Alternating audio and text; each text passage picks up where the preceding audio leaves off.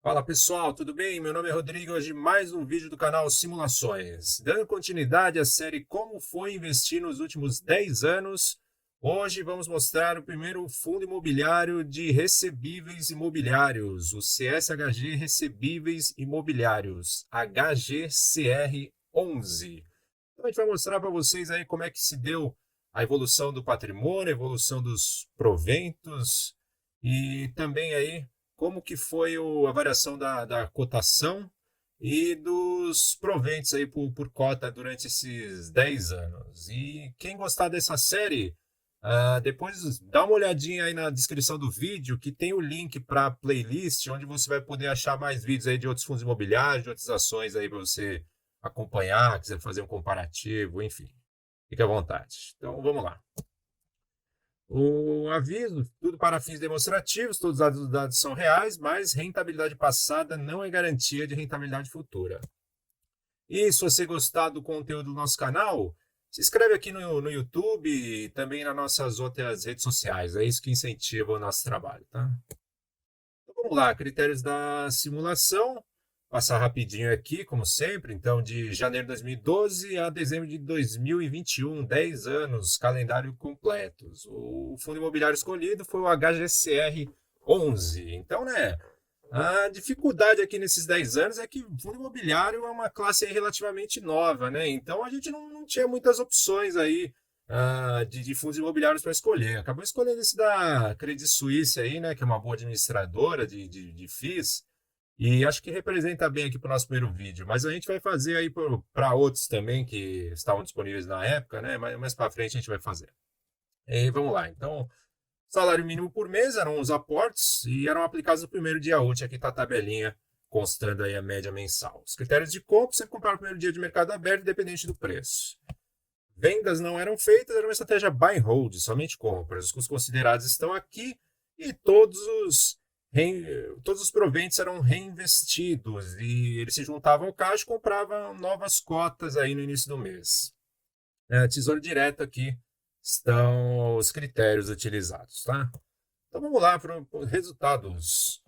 Então aqui as cotações, como que elas variaram nesse período, lembrando que aqui é a cotação corrigida para eventos aí de bonificação, desenvolvimento e agrupamentos. Uma coisa, um detalhe aqui interessante, né? Quer dizer, interessante não, mas que acabou prejudicando, né, esse fundo durante esse período é que a, a cotação de cada cota era algo em torno aí de R$ 1.000, né? Então, basicamente, aí no início da simulação eram precisos dois aportes aí para conseguir comprar uma cota, né? Então, isso daí é um fator que acaba prejudicando um pouquinho, né? O desempenho, a rentabilidade do investidor. Mas a gente, como a gente está fazendo esse padrão de um salário mínimo por mês, a gente deixou assim mesmo, tá? Então, fazer o quê? Paciência, né? A administradora tinha uma cota aí, valor elevado, quem tinha um, um aporte um pouquinho menor acabava sofrendo um pouco. Mas vamos lá.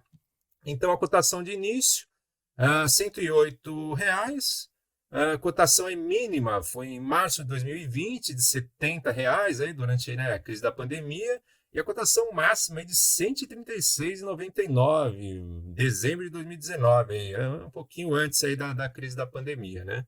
E teria terminado com 105,81. Então a gente vê, né, que para um fundo aí de recebíveis, a cota não deveria variar tanto, né? Essas distorções do mercado aí, a gente vai ver o quanto que é perigoso isso daí para um FII de recebíveis, tá? A gente vai ver na evolução mais para frente. Mas só para colocar aqui, então, nessa cotação máxima, eu fui ver lá o valor patrimonial, era em torno de 105 e alguma coisa. Então, aqui o fundo estava sendo negociado a 1,3 vezes o valor patrimonial, né? E isso daí para um fundo de recebíveis é algo bem complicado, né? Mas a gente vai mostrar agora mais para frente o reflexo disso. Então, a máxima variação aí da cotação entre o mínimo e o máximo foi de 96%, entre fio e início, menos 2%, que assim, é esperado num FII de recebíveis, né? Que o valor da cota não vai se mexer. Essa é a ideia esperada. O IPCA no período de 79,8%.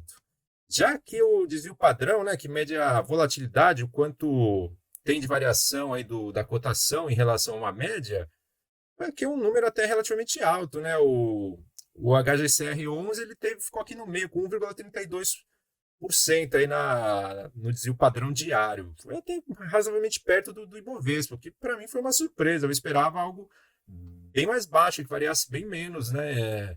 Principalmente por se tratar aí de um fundo de recebíveis, que deveria assim, só variar um pouquinho em relação ao valor patrimonial. Então, realmente me surpreendi com isso. Já aqui no resultado da evolução dos proventos por cota, o que a gente teve? Então, a taxa interna de retorno dos 10 anos ficou aí praticamente em zero, né?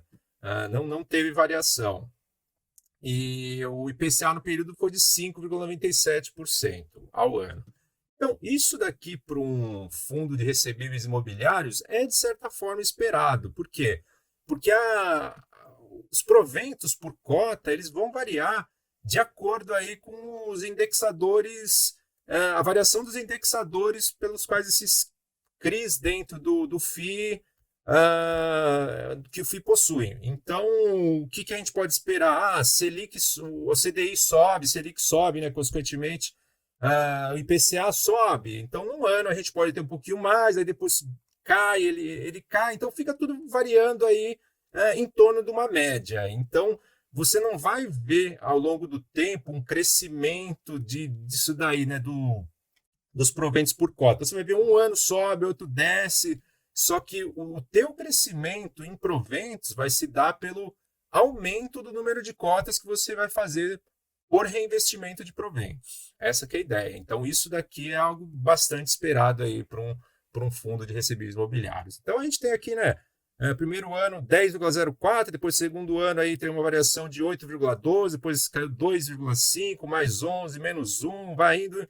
e fica nisso, né? Até eu fui dar uma olhadinha aqui, o que mais destoou foi em 2020, né, menos 27,3%, e dando uma olhadinha nos relatórios, esse fundo aqui geralmente tinha aí mais ou menos aí a carteira era metade CDI, metade IPCA, né? E em 2020 tinha CDI lá embaixo e também o IPCA estava de certa forma controlado aí, algo em torno aí de 4%, 3%, né? Então, o acumulado de 12 meses, né? Então, é o que acaba ocasionando, né, num FII de recebíveis. Os indexadores estão para baixo, os teus proventos vão cair. Essa que é a ideia, tá? Então, é isso aí. Vou continuar aqui então, os resultados aí finais de patrimônio e rentabilidade. Então, aqui o HGCR11 teria terminado com R$ 161.730, comparado com um aporte de R$ 104.706 durante esses 10 anos. Isso daí teria dado uma rentabilidade real de 3,31%, IPCA mais 3,3%. E aqui a gente está vendo que é o que tem acontecido bastante, né? O Tesouro IPCA e o IPCA mais 6% tem superado. E aqui aconteceu mesmo, superou o HGCR11, mas ele conseguiu superar, né, a média aqui do mercado de ações, do Ibovespa, e também a média aqui do mercado de fundos imobiliários, o IFIX. Tá? E comparado com o CDI, acabou tendo uma performance melhor também. A taxa interna de retorno, aqui, né, em termos não relativos, em termos absolutos, taxa interna de retorno foi de 9,28% ao ano, uma taxa média. Tá? Todos os valores brutos são brutos, não esquecendo isso, e aqui não está considerando possível imposto de renda. Já a evolução desse patrimônio, aqui a gente tem algo bastante interessante. Tá? Então, vamos lá, o máximo que foi atingido aí do patrimônio durante toda a simulação foi R$ 162.124, praticamente no final da simulação, no dia 28 de dezembro. E aqui o que é interessante a gente notar, né? Os drawdowns aqui, como a gente pode ver, a gente colocou os 5 maiores, eles estão praticamente aí, né, em torno de 10% ou até abaixo, né? E só o que destoa muito é esse drawdown aqui que aconteceu na época da pandemia, né? Então, o que a gente tem aqui, né? Comparado com os outros aí que ficavam em torno de 10%, a gente teve aqui 32%, que é bastante elevado, né? Então, foi nesse momento aqui que a gente teve aquela cotação chegando a 1,3 vezes do valor patrimonial, né? O que é muito arriscado aí para um fundo de recebíveis, já que ele é lastreado em dinheiro. Então, quando você paga 1,3 vezes do valor patrimonial, é a mesma coisa que você está pagando R$ 1,30 numa nota de R$ 1. Né? Então, a ideia é isso daí. Então, aqui, né, a gente teve aliado aí essa precificação exagerada com a queda relacionada à pandemia, né? E quando um fundo de recebíveis ele vai sofrer muito, quando o mercado ficar com algum medo aí de inadimplência, né? Então, durante essa época da pandemia, aí, no início, não sabia direito o que ia acontecer, então é provável aí que o mercado bateu bastante justamente aí por esse fato aí de um risco maior de inadimplência, né? Pela incerteza. Então, foi isso que aconteceu. A gente viu esse drawdown bem elevado. Agora, aqui comparando com as curvas do Tesouro IPCA, a curva do Tesouro Selic, a gente vê, né, que o HGCR aqui em azul, ele tem uma tendência a seguir mais aqui o Tesouro Selic, apesar, né, aqui nesse momento ele deu uma inflada, foi justamente naquele período aí de juros baixos, né? Então, mas a gente vê que de maneira geral a tendência foi meio que seguir assim mais ou menos a curva do Tesouro Selic, claro que com um prêmio aqui, como a gente pode ver.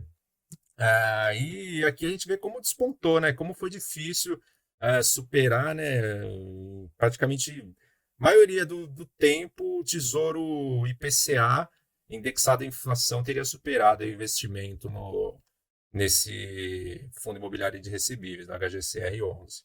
E agora, comparando aí com as médias do mercado acionário, mercado de fundos imobiliários, a gente tem em vermelho aqui o IFIX, e a gente vê que a curvinha aí ficou relativamente perto, né, do IFIX, e também do Ibovespa, que a gente só vê um salto maior aqui depois de 2020, né, depois da pandemia, a gente acabou tendo aqui as ações aí dando um salto que acabaram entregando depois tudo de novo aqui para o final de 2021, né? Então, de maneira geral, aí a gente vê que o fundo ele não ficou bem perto aí do IFIX, né? Da média do mercado. Essa é a ideia. E já em termos de proventos, aqui se dá a evolução, né? Do proventos, proventos recebidos aqui pelo investidor em cada ano. Então a gente vê que é uma curvinha assim, de certa forma, bem previsível. A gente só tem essa quedinha aqui no ano de 2020, né? Que, como a gente já explicou lá atrás, né? Possivelmente relacionado àquela queda nos proventos por cota, né? Pela diminuição, assim, uma inflação baixa também ligada aí com o CDI, né? Com indexador baixo, né? Então teria começado aí com uma média mensal de R$ 21,71 e teria terminado com 1.135,88, que daria uma relação provento-aporte de 103,3%. Aí você fala, nossa, mas olha que beleza, eu vi algumas ações aí não chegaram nem ao mesmo patamar aqui do aporte. Só que isso daqui para um fundo de recebíveis tem que tomar muito cuidado, porque nesses proventos aqui tá também a tua correção da inflação, porque simplesmente a cotação num fundo de recebíveis ela não anda.